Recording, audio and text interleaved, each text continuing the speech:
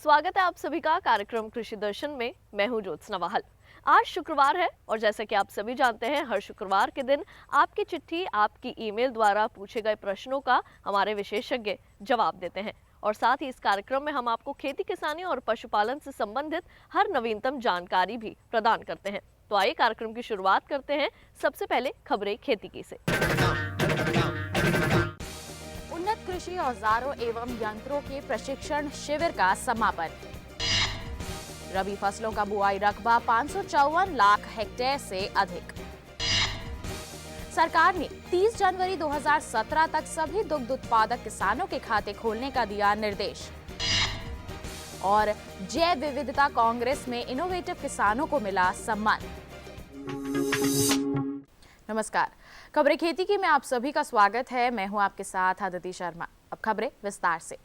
भारतीय कृषि अनुसंधान परिषद पूर्वी अनुसंधान परिसर पटना में एक प्रशिक्षण शिविर समारोह का आयोजन किया गया, जिसका उद्देश्य कृषकों को उन्नत कृषि यंत्र उपलब्ध कराने के साथ उनके निर्माण, रखरखाव एवं मरम्मत के बारे में प्रशिक्षण प्रदान करना था। लगभग 100 किसानों ने इस केंद्र के माध्यम से प्रशिक्षण प्राप्त किया। इसके समापन समारोह को संबोधित करते हुए केंद्रीय कृषि एवं कल्याण मंत्री राधा मोहन सिंह ने किसानों को कहा, हमारे किसान यहाँ से प्रशिक्षण प्राप्त करके इस ज्ञान को रोजगार परक बना सकते हैं और अपने क्षेत्रों में कृषि यंत्रों की मरम्मत एवं रखरखाव के लिए अपने साथ और लोगों को भी रोजगार मुहैया करा सकते हैं। वर्तमान में कृषि में उपयोग होने वाली कुल ऊर्जा का केवल 20% ही ट्रैक्टर द्वारा उपलब्ध होता है। छोटी जोत के लिए zero tillage, rotavator, power thresher, planter आदि के उपयोग की अपार संभावनाएं हैं। बीज बुआई हेतु प्रयोग में आने वाले यंत्रों का उपयोग दिन प्रतिदिन बढ़ता जा रहा है और इसमें लागत भी कम आ रही है। राज्यों से मिली प्राथमिक रिपोर्टों के मुताबिक रबी फसलों का कुल बुआई रकबा 554.91 लाख हेक्टेयर आंका गया है, जबकि पिछले वर्ष इसी समय ये रकबा 523.40 लाख हेक्टेयर था। इस साल अब हुई बुआई का रकबा और पिछले साल इसी समय के दौरान हुई बुआई के रकबे का ब्यौरा इस प्रकार है। कृषि मंत्रालय की पत्र सूचना के अनुसार इस वर्ष गेहूं की बुआई 278.62 लाख हेक्टेयर में रही, जबकि पिछले वर्ष 2015-16 में 259.37 लाख हेक्टेयर थी। इस वर्ष दलहन 138.55 लाख हेक्टेयर रहा, जबकि पिछले वर्ष 125.73 लाख हेक्टेयर में था। इस वर्ष मोटे अनाज 50.63 लाख हेक्टेयर में रहे, जबकि पिछले वर्ष 54.91 लाख हेक्टेयर था। तिलहन 78.08 लाख हेक्टेयर में, जबकि पिछले वर्ष 70.12 लाख हेक्टेयर था। वर्ष 2016-17 में कुल बुआई रकबा 554.91 लाख हेक्टेयर है, जबकि पिछले वर्ष 2015-16 में कुल बुआई रकबा 523 लाख हेक्टेयर था। सरकार के विमुद्रीकरण निर्णय के दौरान फल फूल रहे कृषि के क्षेत्रों में दुग्ध उत्पादक किसानों द्वारा डेयरी सहकारी समितियों को आपूर्ति किए गए दूध का भुगतान करने में किसानों को समय पर पैसा मिले।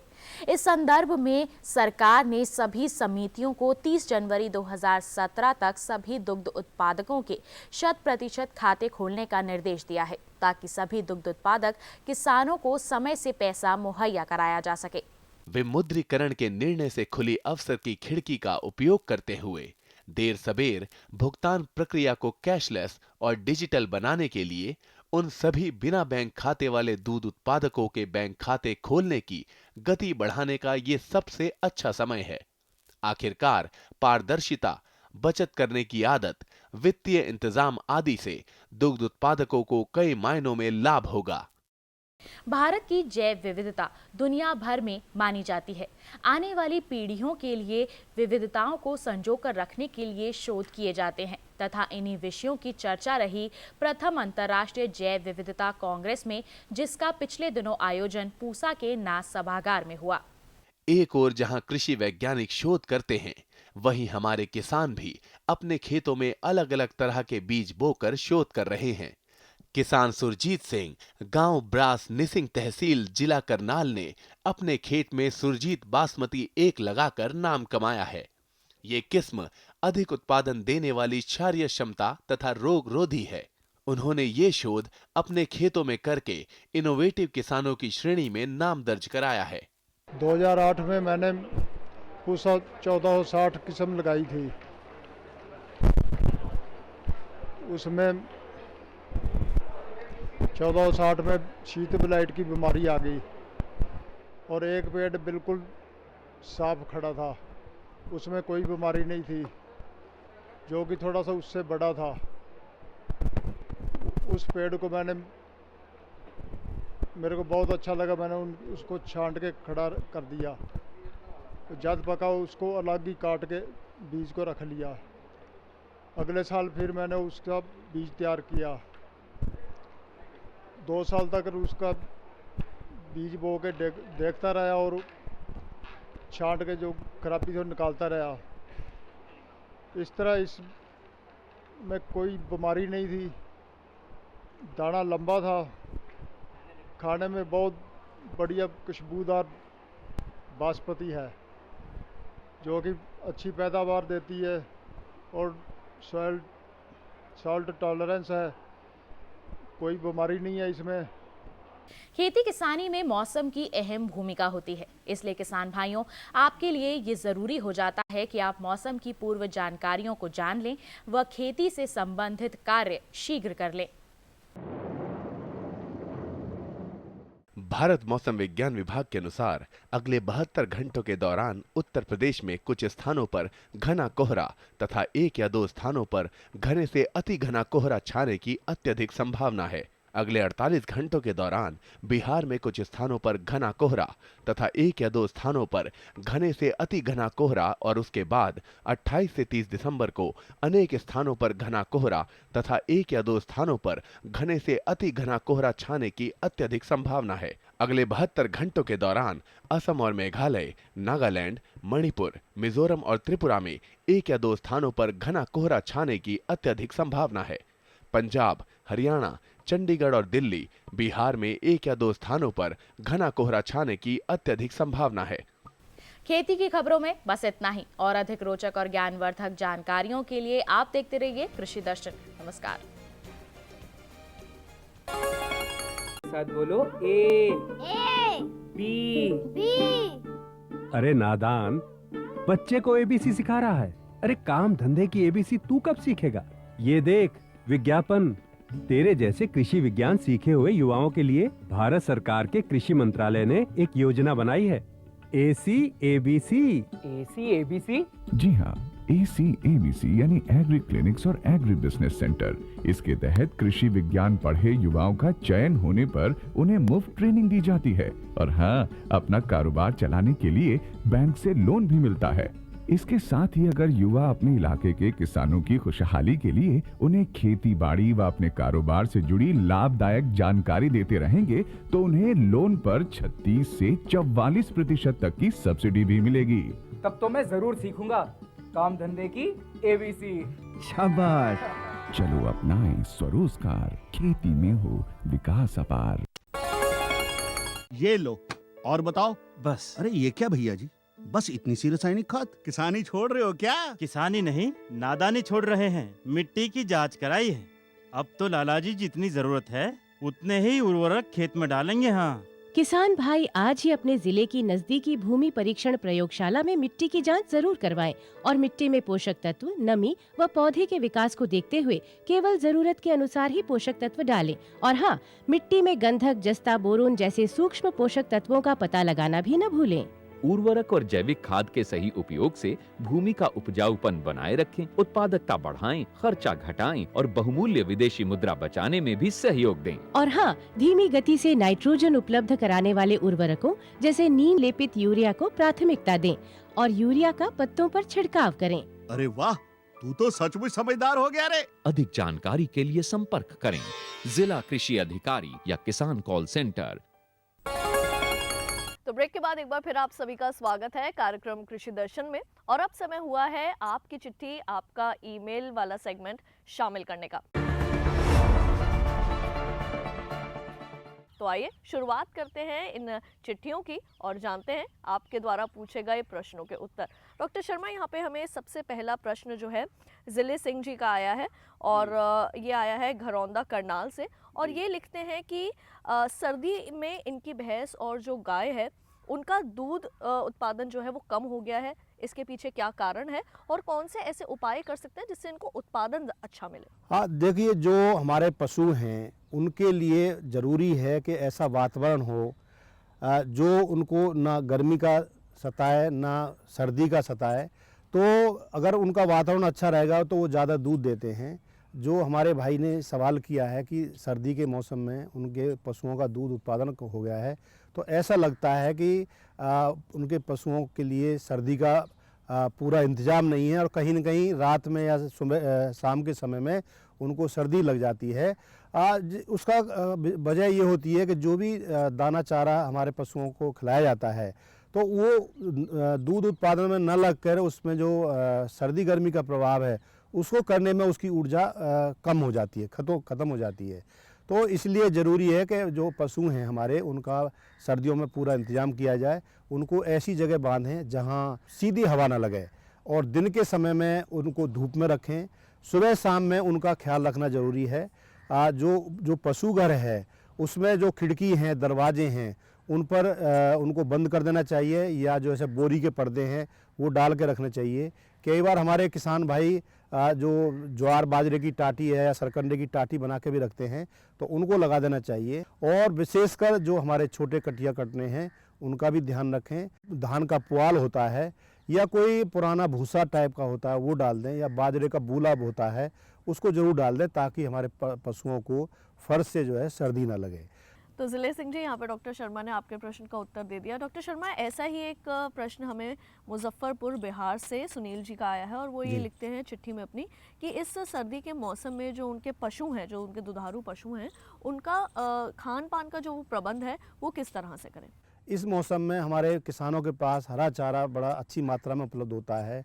जैसे आजकल रबी का सीज़न चल रहा है तो इस मौसम में हमारे किसानों के पास बरसीम का चारा है, जई का चारा है, रिजका का चारा है, तो वो इसका भरपूर फ़ायदा उठा सकते हैं और उनको अच्छी मात्रा में खिलाकर एक पशु को कम से कम 20 से 30 किलो हरा चारा अगर मिल जाए तो हमारे पशुओं का दूध उत्पादन भी काफ़ी अच्छा होता है। और उनको जो है आप दाने की भी बचत कर सकते हैं। जो दाना है वो तो एक ज़रूरी हिस्सा होता ही है क्योंकि इसमें पशुओं को प्रोटीन है, कार्बोहाइड्रेट है, वसा है, खनिज लवण है और नमक है। ये पांचों चीज़ें ज़रूर होना चाहिए। तो इस मौसम में हमारे किसान भाई जैसे अनाज में मक्का ले सकते हैं और बहुत से हमारे देश के भागों में बाजरा पैदा होता है तो इन दिनों के अंदर बाजरा जो खिलाना बहुत अच्छा रहता है क्योंकि उसकी तासीर जो है गर्म मानी गई है। तो जो उनके यहाँ आसानी से उपलब्ध हो ये अनाज तो उनको लगभग 1/3 के हिसाब से ले सकते हैं। और खल इसमें बहुत ज़रूरी है कि खल से हमारे पशु को प्रोटीन मिलती है जिससे दूध बनता है। तो उसमें जैसे जो खल है कई तरह की है, मूंगफली की खल है, तिल की खल है या बिनौले की है, सरसों की है। तो जो भी हमारा पशु पसंद करता है तो लगभग 1/3 उसमें खल भी मिलाना चाहिए। उसी तरह से चोकर भी ज़रूरी है, जैसे गेहूं का चोकर बाज़ार में मिलता है या दलिया है गेहूं का और चने का छिलका है, चूरी है, ये ज़रूरी है। और देखिए जो महत्वपूर्ण बात है वो है खनिज मिश्रण की। दाने के अंदर 2% खनिज मिश्रण जरूर होना चाहिए या 50 से 60 ग्राम प्रति पशु प्रतिदिन दाने में मिलाकर जरूर खिलाएं। तो आशा करते हैं सुनील जी के इस प्रश्न के उत्तर से आप ज़रूर संतुष्ट हुए होंगे। अगला ईमेल जो है वो यहाँ पर शामिल करते हैं। हमारे बहुत से दर्शक जो हैं वो ईमेल के ज़रिए भी हमसे प्रश्न पूछते हैं। यहाँ पर हमें पंजाब से पटियाला गांव गढ़ी माजरा से हमें ईमेल लिखा है बलविंदर जी ने और परमजीत कौर जी ने। और डॉक्टर शर्मा वो ये लिखते हैं कि उनकी भैंस जो है वो ब्याने वाली है। इस मौसम में क्या कुछ ऐसा प्रबंध करें ताकि उत्पादन तो उन्हें अच्छा मिले ही और साथ ही जो माँ है और जो बछड़ा है उसका भी पूरा जो है वो ध्यान रख पाएं? हाँ, देखिए जो गर्भ से है हमारा पशु उसका विशेष ध्यान रखना चाहिए क्योंकि इन दिनों के अंदर हमारे पशु रात के समय में विशेषकर रूप अंदर रहते हैं। तो एक तो जो पशु के गर्भ है, गाभन पशु है, उसको ऐसी जगह पे बांधें ताकि दूसरे पशु उसको डिस्टर्ब ना करें। मतलब उसको पर्याप्त जगह मिलनी चाहिए ताकि वो आसानी से बैठ सके और कोई दूसरा पशु उसको कोई चोट ना पहुंचा सके। तो एक तो ये सावधानी उसको बहुत ज़रूरी है। दूसरा उसका जो जैसे मैंने बताया, एक बिछावन जरूर रखें, क्योंकि ऐसे में हमारा जो पशु है वो काफ़ी नाजुक अवस्था में रहता है। तो अगर फर्श पक्का है तो उस पर कोई न कोई ऐसा बिछावन जरूर रखें ताकि उसको बैठने वक्त जो है ना कोई असुविधा ना हो। हमारे जो गर्भ से पशु है उसको 3 से 4 किलो दाना प्रतिदिन जो है देना जरूरी है, ताकि जो पशु में जो बच्चा पल रहा है उसका विकास अच्छा हो और आगे चल के पशु जो है दूध भी उत्पादन दे। और जहाँ तक बात है जब पशु ब्याए तो उस टाइम पे भी ध्यान रखना चाहिए। अगर कोई लगता है कि थोड़ा सा समस्या हो रही है, बच्चा बाहर नहीं निकल आता, तो थोड़ा उसको सहायता करनी चाहिए। उसका पैरों से हल्का सा खींच के बच्चे को बाहर निकाल के उसकी अच्छी तरह से सफाई करें। विशेषकर नाक है, कान है, गले हैं, उनमें जो गंद जमा हो जाता है तो उसको अच्छी तरह से कपड़े से साफ करें। और माँ के आगे उसको बच्चे को ज़रूर रखना चाहिए ताकि माँ उसको अच्छी तरह से चाट ले। ऐसा चाटने से उसमें एक तरह का हार्मोन होता है, तो अगर माँ बच्चे को चाट लेगी तो वो कभी भी अपने बच्चे को नहीं भूलेगी और माँ भी अपने बच्चे को बच्चा भी अपनी माँ को पूरी तरह से याद रखेगा और उसका दूध जो है ना सही तरह से देगी माँ। तो इसी के साथ आइए सिलसिला जारी रखते हैं आपकी चिट्ठी और आपके ईमेल का। अगला ईमेल जो है वो शामिल करते हैं गुजरात के मेहसाणा से। हमें मिथुन पटेल जी ने ईमेल लिखा है और डॉक्टर शर्मा वो ये कहते हैं कि देसी गाय की डेयरी पालने के लिए जानकारी एक तो उन्हें चाहिए, साथ ही वो ये जानकारी चाहते हैं कि गाय खरीदते वक्त जो है वो किन बातों का प्रमुख ध्यान रखने की ज़रूरत है। हमारी भारत सरकार भी इसके लिए बहुत सारी योजना भी ला रही है और इनके जो देसी नस्ल हैं उनके विकास के लिए, उनके संरक्षण के लिए बहुत सारे काम किए जा रहे हैं। तो अगर हमारे किसान भाई देसी गाय पालना चाहते हैं तो इसके लिए कई हमारी बहुत अच्छी नस्लें हैं, जिसमें साहिवाल नस्ल जो है एक प्रमुख है। उसी तरह से एक गिर नस्ल है, सिंधी है, थारपारकर है, राठी है। ये जो नस्लें हैं हमारे देश के अंदर बहुत उच्च कोटि की हैं। अगर इनका रखरखाव रखा जाए, अच्छा किया जाए, तो हमारे किसान भाई भी इनसे अच्छा दूध ले सकते हैं। और असली बात यह है कि इनसे जो दूध मिलता है वो बड़ी उत्तम क्वालिटी का मिलता है। उसके अंदर दूध के अंदर जो वसा की मात्रा है वो भी हमारी संकर नस्ल की गायों की अपेक्षा लगभग 1.5 गुना होती है। 5% तक दूध के अंदर वसा मिलती है, तो जिससे उसकी जो दूध की जो बिक्री दर है वो भी हमारे किसान भाई को अच्छा मिलती है। तो देखिए, जब भी हमारा पशुपालक भाई मंडियों में जाए या गाँव से पशु खरीदे तो उसमें ये देखे कि जो पशु खरीदना है उसकी जो गर्दन है वो पतली होनी चाहिए। मतलब पशु आगे से पतला हो, पीछे से चौड़ा होना चाहिए। इसको हम कहते हैं जैसे छेनी का आकार होता है उस तरह का होना चाहिए, क्योंकि जो गर्दन पतली होगी तो इसका मतलब ये है कि गर्दन में जो कई बार वसा उसमें इकट्ठा हो जाता है और ऐसा पशु दूध देने में अच्छा नहीं रहता। तो उसकी खाल जो है वो लचीली होनी चाहिए, मुलायम होनी चाहिए, चमकदार होनी चाहिए। और ये देखें कि पेट के नीचे से एक नस निकलती है जिसको खून की नस बोलते हैं, मिल्क वेन बोलते हैं, और वो हमारे पशु के जो अयन हैं वहाँ तक खून की सप्लाई करती है। तो जो अच्छा दूध देने वाला पशु है उसमें ये नस काफ़ी मोटी होती है, तुड़ी मुड़ी होती है। तो ये समझ लें कि उसके अंदर अयन में अच्छा दूध खून जा रहा है और ऐसा पशु ज़्यादा दूध देगा। जो असली बात है वो है अयन की। अयन जो है उसका ये देखें कि आगे की तरफ भी जाना चाहिए और पीछे की तरफ। अगर पशु को पीछे की तरफ देखा जाए तो उसका अयन देखें कि जहाँ पूँछ शुरू होती है वहाँ से लेकर आगे तक बड़ा होना चाहिए। इसका मतलब है जितना अयन बड़ा होगा उतना हमारा पशु अच्छा दूध देगा। उसके थन जो है वो एक जैसे साइज के होने चाहिए। 2 थन उसमें नॉर्मली छोटे होते हैं हल्का सा, 2 जो है बड़े होते हैं। लेकिन ये ज़रूर देखें कि कोई थन बहुत ज़्यादा लंबा ना हो या कोई बहुत छोटा थन होता है तो ये इसमें अवगुण माना जाता है। तो थन जो है अच्छे साइज के होने चाहिए। दूसरा, इसको जो असली जानकारी के लिए कोशिश करें कि पशु का 3 समय का दूध निकाल के देख लें। तो अगर हमारा जो भाई बेचने वाला अगर वो बताता है कि 15 किलो दूध है, अगर हम उसको दूध निकाल के देख लेंगे तो उससे जो सही मात्रा है दूध देने की पता लग जाती है। वहीं अंत में आइए एक और ईमेल शामिल करते हैं। ये हमें राजस्थान के सिरोही से जगमेल जी ने लिखा है और ईमेल में उन्होंने कहा है कि वो एक मुर्गी पालक हैं और सर्दी के मौसम में जो छोटे चूजे हैं उनका किस प्रकार से ध्यान रखा जाए इसके बारे में तमाम जानकारी चाहते हैं। हमारे बहुत से मुर्गी पालक भाई इस व्यवसाय को करते हैं और इस तरह से करते हैं ताकि जाड़ों के अंदर उनको अंडा और जो मांस के पक्षी हैं वो बाज़ार के लिए उपलब्ध हों, क्योंकि इन दिनों में इन चीज़ों की जो मांग है वो काफ़ी बढ़ जाती है।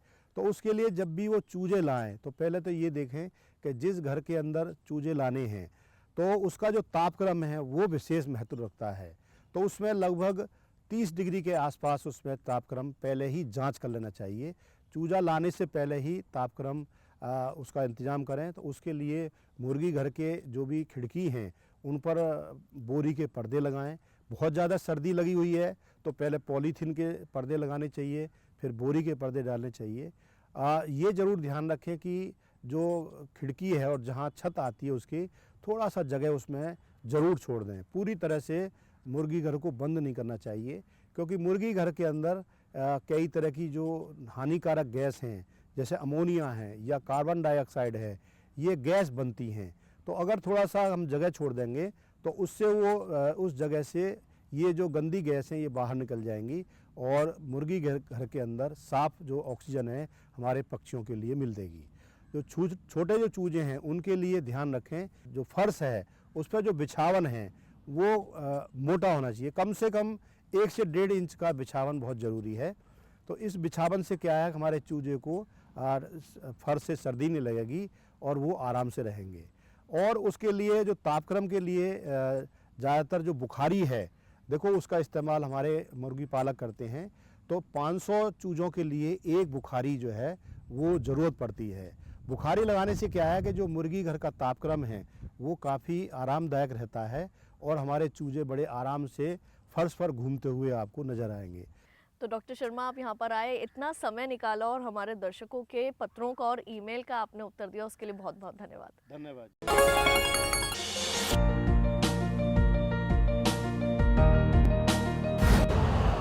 यूरिया का स्वदेशी उत्पादन 70 लाख टन बढ़ाने के लिए 6 उर्वरक संयंत्रों का उद्धार किया जा रहा है। FCIL के गोरखपुर, सिंदरी, तलचर और रामागुंडम संयंत्र, HFCL की बरौनी इकाई और BVFCL की नामरू फोर्थ। सोने पर सुहागा ये है कि देश में अब बनेगा सिर्फ नीम लेपित यूरिया, क्योंकि इससे होगा किसानों का फायदा ही फायदा। अनाज का उत्पादन 10% तक बढ़ेगा। बढ़ेगी 10 से 15% नाइट्रोजन क्षमता।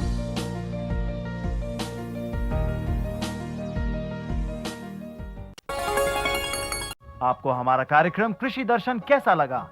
अपने सुझाव, प्रतिक्रियाएं एवं सवाल हमें इस पते पर भेजें। कृषि दर्शन, कमरा नंबर 10, CPC दूरदर्शन, खेलगांव, नई दिल्ली 110049। जुड़िए हमारे साथ ट्विटर पर twitter.com/कृषिदर्शन-dd, फेसबुक पर facebook.com/कृषिदर्शन-dd और देखिए कृषि दर्शन अब YouTube पर भी youtube.com/user/कृषिदर्शन-dd। भेजें हमें मेल कृषिदर्शन-dd@gmail.com पर। आज के कार्यक्रम के अंक में केवल इतना ही, लेकिन कार्यक्रम के अगले अंक में फिर करेंगे आपसे मुलाकात कुछ नए सवालों, आपके सुझावों और आपकी प्रतिक्रियाओं के साथ। तब तक के लिए मुझे दीजिए इजाजत। नमस्कार।